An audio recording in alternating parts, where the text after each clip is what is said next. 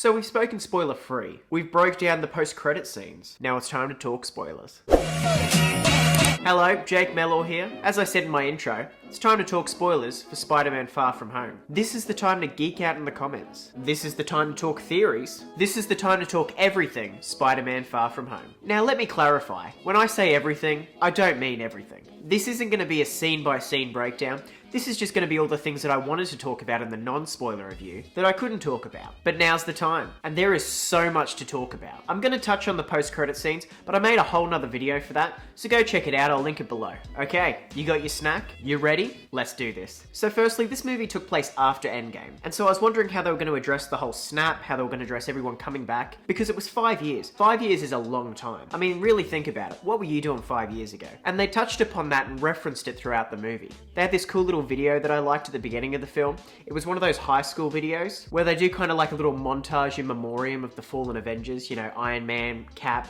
I know he's not dead, but in their eyes he kind of is. And I know it was meant to be serious in the context of what they were doing, but when they showed it, it was funny because it was a high school video. And so because of that, they had watermarked photos, they had photos that had been stretched and were all pixelated, they had really sad, corny music. I just really liked how they approached that. They also approached what happened to everybody who had dusted, or what they called it blipped, and how that all was for them. That really could be a whole video in itself, because as I said, in 5 years, so much happens. They also had smaller details sprinkled throughout the film, like that part when they're on the plane and they had Flash Thompson ordering alcohol, because technically he is over the drinking age, but because he got blipped or dusted or whatever you want to call it, he isn't of drinking age. And those little details I really like because it kind of contextualize all the issues that would actually take place, and they just touched on it enough without it overtaking the whole film. And Mysterio, he's the villain. Who saw that coming?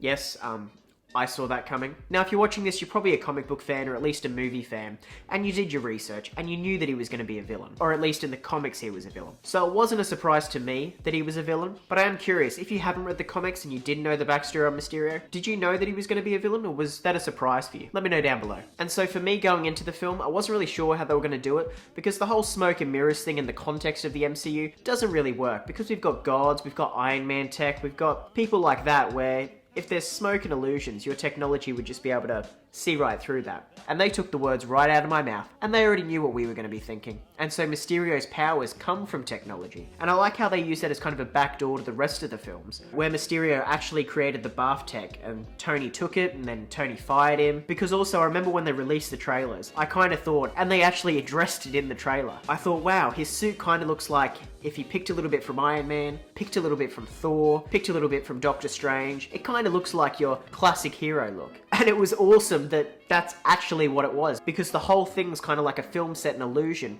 and he created it all. And so he literally did that. In order to look like a hero, he went, okay, so what I'm going to do, I'm going to take a bit of Iron Man's tech, I'm going to take a bit of Thor, I'm going to take a bit of Doctor Strange, I'm going to take a bit of this, a bit of that, and really make it look like a classic hero look. Little things like that I really appreciated. And so I knew he was going to be a villain somehow, because they weren't going to pull a Mandarin on us. That was a mistake that they learned, and I feel like they've moved on from that. And I knew he was going to be playing Peter, I just didn't know how it was all going to unfold. But to not have him actually in the fights at all, and have it to all basically be an illusion in a movie, that was awesome. And that scene in the bar when they're talking, and Peter gives over the glasses, he leaves, and then you just see that smirk on Mysterio's face, and everything starts to disappear. I went, oh no, he's using the bath technology.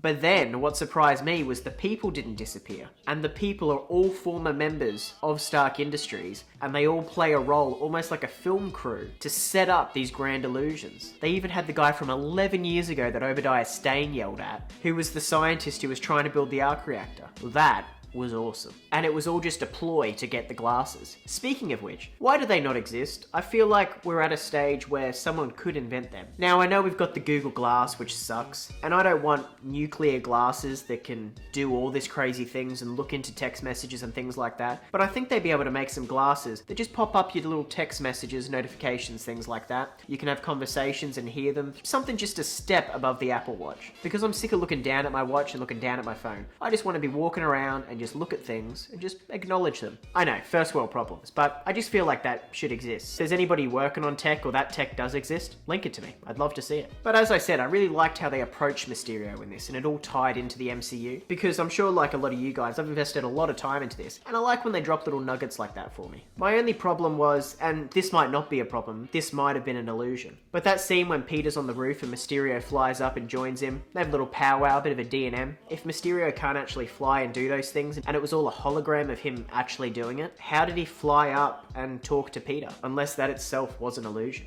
Was that an illusion? See, this is why it's good, because I have no idea. And that scene where they went into Interpol, Fury and Peter, or I guess they call it Europol in the MCU, they have that whacked out Doctor Strange scene. That was awesome. I got to see the movie a lot more times just for that scene. And then at the very end when Nick Fury's talking to Peter and he says, "Who else knows?" and Peter tells him, but then it's still an illusion. I'm no superhero, but that would give me a breakdown not knowing what's real. Like imagine if you're just sitting at home and all just disappears. That's crazy. And then they also managed to tie in the Spidey senses, or the Peter tingle, as to how he kind of defeated Mysterio. Because if you were Thor or Hulk or Cap or Black Widow or Iron Man, I think you'd struggle to work out what was real. Those illusions were insane. And granted, Tony probably could have came up with some tech, and that tech probably could have seen through the illusions, but I just liked how they used Peter's specific skill to combat Mysterio at the very end. And so I think this movie's gonna have a lot of legs, because after seeing it for the first time, you really need to watch it at least twice to really wrap your head around the film, and add context to the film, I guess. Lastly, just to touch on the post-credit scenes. J.K. Simmons is back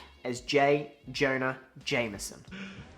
Are you serious? This was a huge moment when I saw the film for the first time. I don't know about when you went to the cinemas, but as I keep saying, this is why I love going to opening night movies. Because yes, there was applauses and screams and everything throughout the movie, but the biggest applause by far was when J.K. Simmons popped up as J. Jonah Jameson. Literally standing ovations, people jumping up and screaming. And so it was basically J. Jonah Jameson working for the Bugle, but it's not a newspaper anymore. It's kind of like an internet newsfeed. And so Jameson shows the video that Mysterio did as his contingency plan, which framed Spider-Man for all the things that Mysterio did, and revealed the identity of Spider-Man as Peter Parker. So this opens up a whole can of worms for the sequel, and I guess for the MCU going forward. See, for me, I guess it's not as big of a deal, because in the context of the MCU, nobody has a secret identity, but I understand the problems with it, because he is just a kid trying to live a normal life, in a sense. And so the second post-credit scene reveals that Nick Fury and Maria Hill have actually been Talos and his wife, the Skrulls, from Captain Marvel, and they've been working together. Now, I don't know how long they've been pretending to be them, but how far back have they been them?